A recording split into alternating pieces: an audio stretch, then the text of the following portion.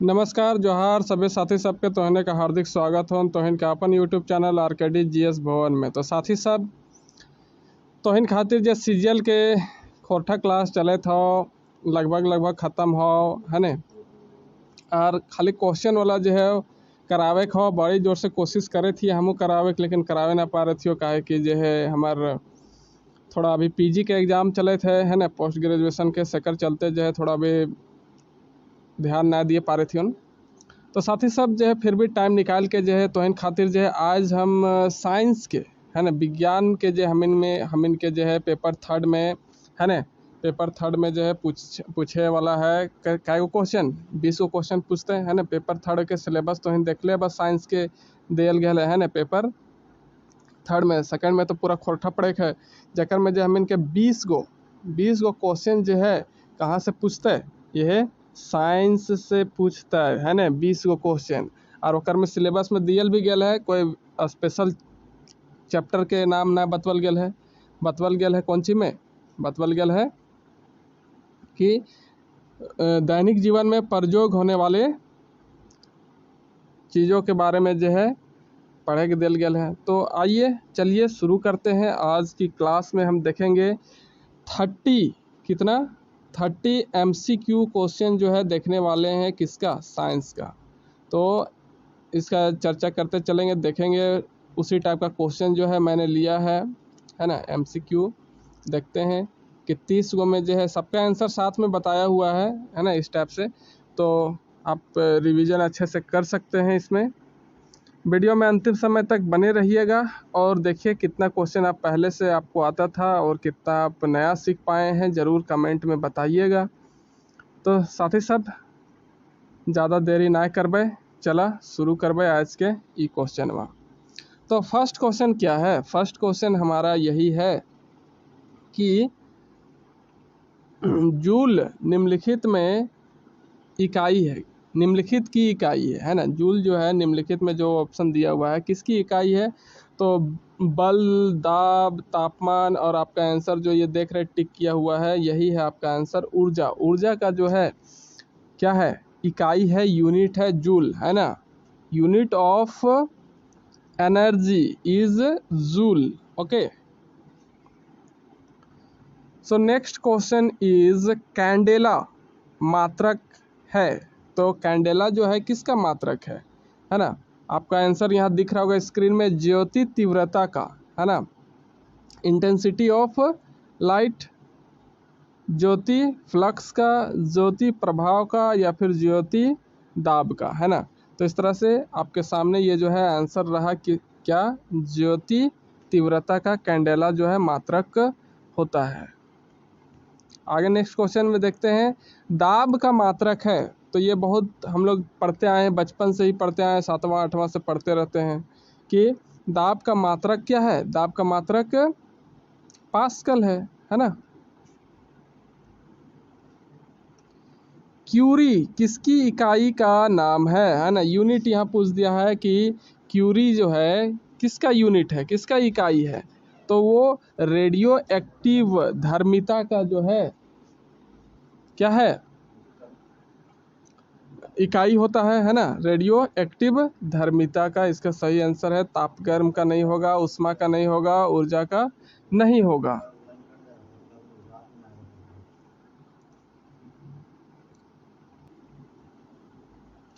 चलिए तो आगे क्वेश्चन देखते हैं। नेक्स्ट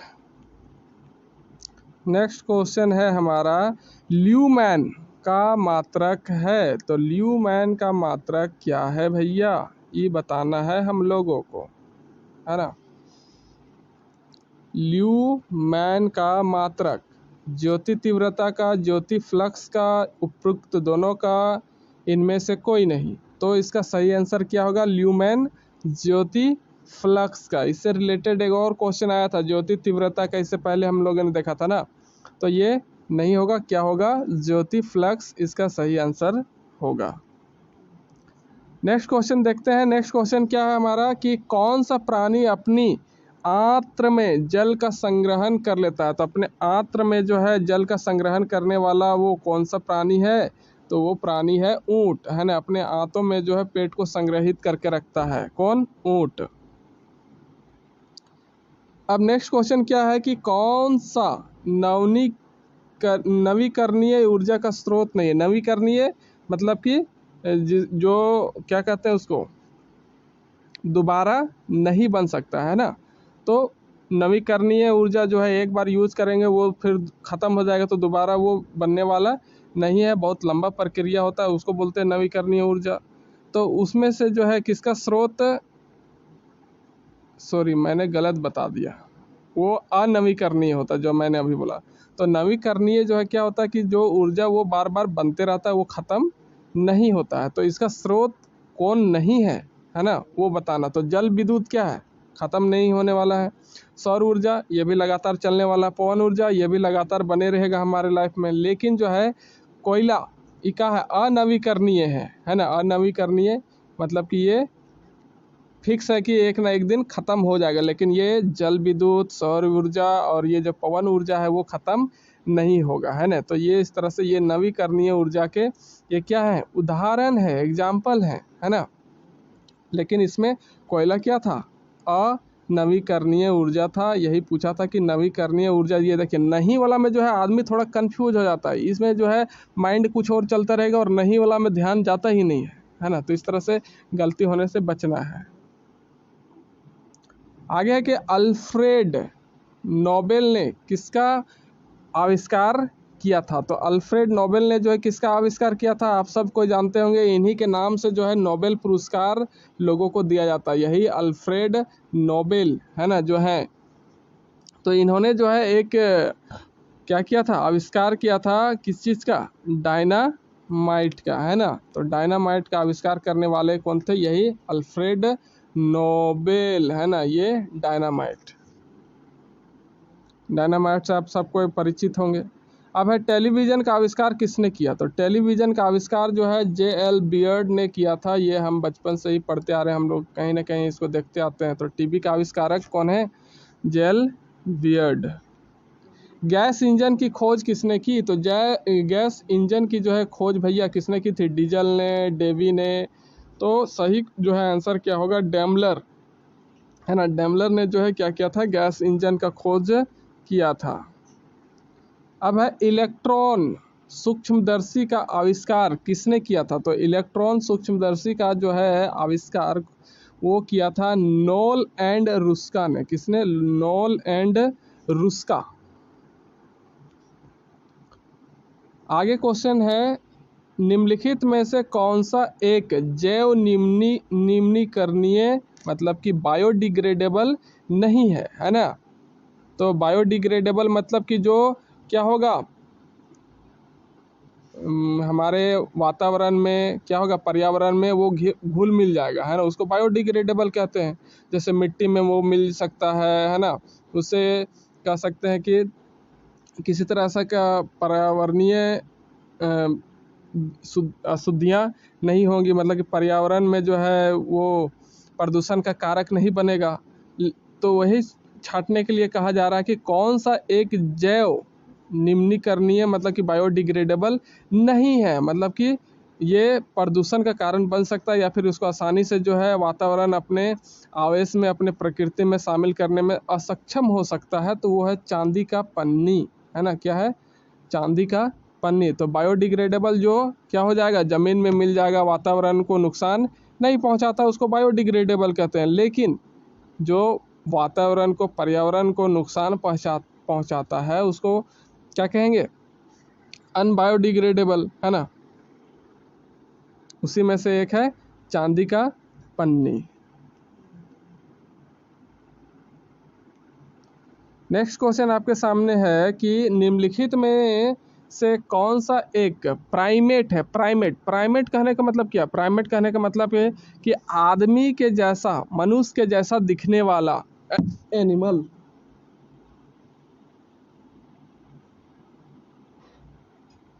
मनुष्य के जैसा दिखने वाला एनिमल को क्या बोलते हैं, प्राइमेट। तो प्राइमेट ऑप्शन नंबर 2 जो है लोरिस एक एनिमल है जो मनुष्य के जैसा दिखता है, इसलिए ये प्राइमेट के कैटेगरी में आता है। भालू नहीं है, पेंगोलिन नहीं है, ऊदबिलाव नहीं है। नेक्स्ट क्वेश्चन क्या है कि नेक्स्ट क्वेश्चन है आपका भारत का पहला रिमोट सेंसिंग सैटेलाइट छोड़ा गया था। कहाँ से छोड़ा गया था भैया? तो वो क्या था? वैकोनूर से। कहाँ से? वैकोनूर से छोड़ा गया था। केप कैनेडी से नहीं, फ्रेंच गुयाना से भी नहीं, और श्री हरिकोटा जो है हमारा रॉकेट लॉन्चर एरिया, वहाँ से भी नहीं छोड़ा गया था। कहाँ से छोड़ा गया था? वैकोनूर से। नेक्स्ट क्वेश्चन क्या है कि निम्नलिखित प्राणियों में से किसमें त्वचा द्वारा शोषण होता है? तो त्वचा द्वारा शोषण तो एक ही चीज होगा, देखिए यहाँ मिल जाएगा, मेंढक है ना, उड़न मीन, घोड़ा, मतलब कि सी हॉर्स की बात कर रहा है, मेंढक, गिरगिट। तो इसका सही आंसर क्या है? मेंढक जो है क्या करता है? अपने स्किन से सांस लेने का काम करता है।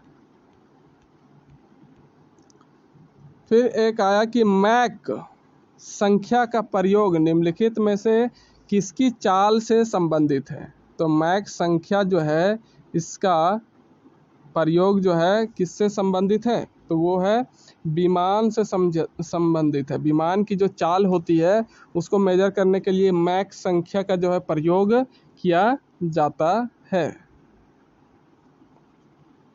नेक्स्ट क्वेश्चन देखते हैं। तो नेक्स्ट क्वेश्चन क्या है कि नाभिकीय रिएक्टर के निर्माण में निम्नलिखित तत्वों में से कौन सा एक अनिवार्य है? तो नाभिकीय रिएक्टर जो बनाया जाता है ना, उसमें जो है सबसे इम्पोर्टेंट कह सकते हैं, एसेंशियल कह सकते हैं कि क्या है जरूरी? तो कोबाल्ट नहीं रहेगा तो चलेगा, निकेल का ज़रूरत नहीं रहेगा तो चलेगा, मतलब निकेल के बिना बनाया जा सकता है, टंगस्टन के बिना बनाया जा सकता है, लेकिन जर्कोनियम जो है इसका होना जरूरी है। बिना जर्कोनियम का जो है ये नाभिकीय रिएक्टर उसका बनना पॉसिबल नहीं है।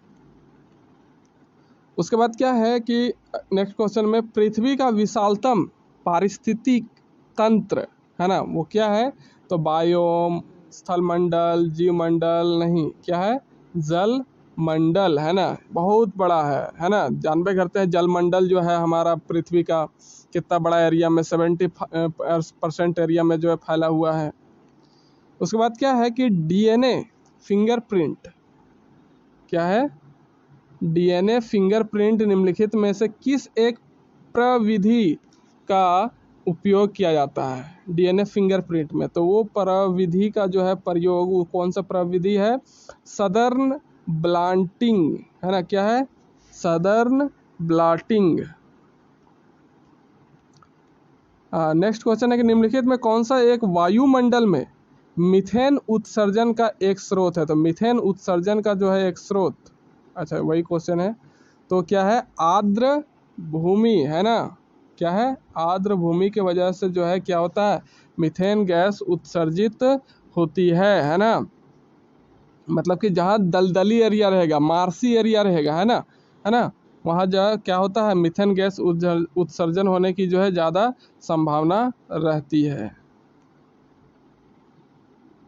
फिर है खुरपका या फिर मुंह पका है ना, खुरपका या मुंह पका रोग जो है किन में पाया जाता है? बिल्लियाँ और कुत्तों में, गो पशु, कुक्कट, मानव है ना।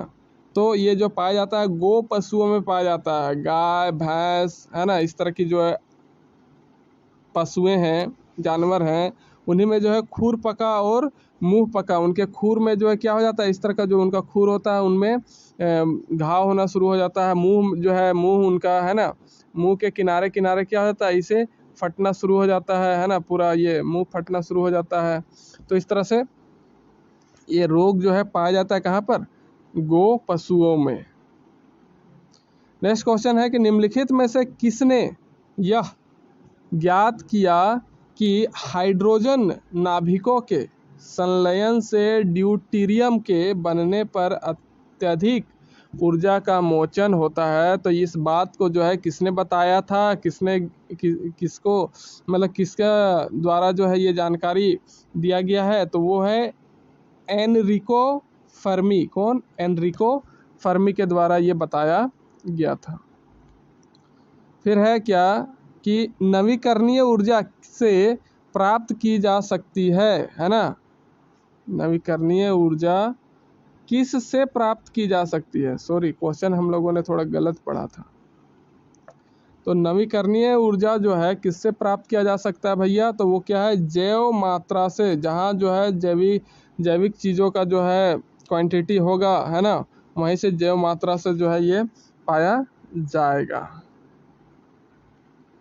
फिर क्या है? निम्नलिखित में से वह कौन सा एक तत्व आयन है जो अल्प मात्रा में स्वस्थ दांतों के विकास के लिए आवश्यक है, लेकिन अत्यधिक मात्रा में लेने पर, है ना, दांतों का कुर्बुरन करता है, मतलब कि दांत जो है खराब हो जाते हैं। तो यहाँ आयन बताना है, कौन सा एक तत्व आयन है ना? तो वह है फ्लूओराइड। फ्लूओराइड है ना, क्या है वो? फ्लूओराइड। फिर क्या? स्कूबा डुबकी, सॉरी आज क्या पढ़ रहे हैं, अचानक से हिंदी से खोरठा से हिंदी में है। यही स्कूबा डुबकी डाइविंग जो होता है, जल पृष्ठ की ओर अवरोहण करते समय फेफड़ों के फट जाने का जो है खतरा होता है। इसका क्या कारण है? तो इसका कारण क्या है? बायल का नियम जो है, जो बायल का नियम बताता है वही कारण है। तो बायल का नियम में क्या होता है कि क्या होता है? गैसों का जो तापमान है ना, वो क्या होता है? स्थिर तापमान में गैसों का जो है आयतन जो है दाब के व्युत्क्रमानुपाती हो जाता है, मतलब इन्वर्सन हो जाता है ना, इन्वर्स प्रॉपर्टी उसमें काम करेगा।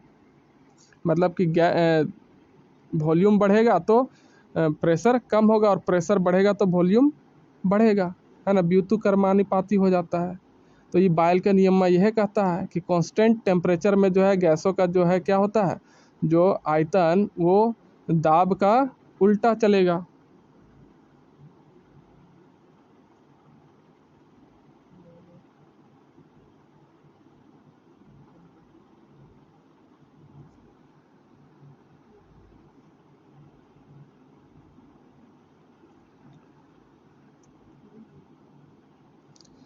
नेक्स्ट क्वेश्चन क्या है कि पृथ्वी के आयु का मापन निम्न में से किस विधि द्वारा किया जाता है? तो पृथ्वी के आयु का जो मापन है वो किससे किया जाता है? यूरेनियम विधि द्वारा किया जाता है। किससे? यूरेनियम विधि द्वारा। आगे कि हवाई जहाज के ब्लैक बॉक्स का रंग क्या होता है? तो हवाई जहाज में जो है एक ब्लैक बॉक्स बना होता है, उसका रंग जो है कैसा होता है? नारंगी रंग का होता है भैया। ब्लैक बॉक्स का के जो है ऐसा नहीं कि वो ब्लैक होगा, सो नारंगी रंग का होगा। नेक्स्ट क्वेश्चन है कि येलो केक नामक जिस वस्तु की सीमा पार तस्करी की जाती है वह है, मतलब सीमा पार, बाउंड्री से बाहर, अपना देश कंट्री जो है वो सीमा से पार जो है क्या किया जाता है? तस्करी किया जाता है, इलीगल काम किया जाता है। येलो केक नाम का एक वस्तु है ना, तो वह क्या है? यूरेनियम ऑक्साइड होता है। क्या होता है? यूरेनियम ऑक्साइड को किस नाम से जाना जाता है? Yellow cake. क्या? Yellow cake.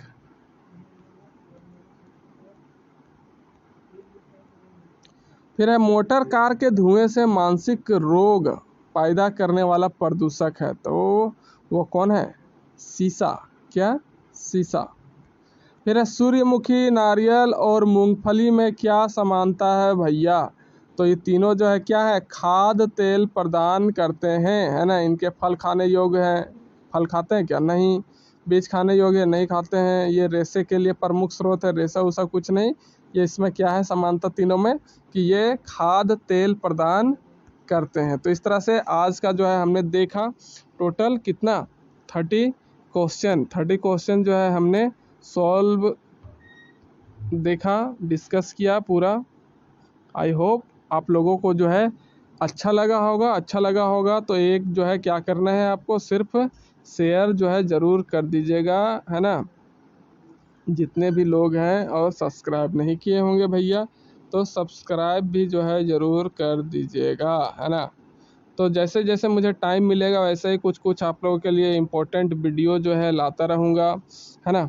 और खोटा का जो है स्पेशल जो है क्वेश्चन वाला वो मैं कोशिश कर रहा हूँ कि मेरी एग्ज़ाम फिनिश जैसे हो तो वो कंप्लीट कर देंगे, है ना। जैसा कि आप लोगों को तो पता चल ही गया है कि एग्ज़ाम जो है कब होने वाला है झारखंड सीजीएल का, जून का लास्ट में होने वाला है। तो जून का लास्ट तक जो है पूरा हम लोग प्रैक्टिस खोरठा का कर लेंगे।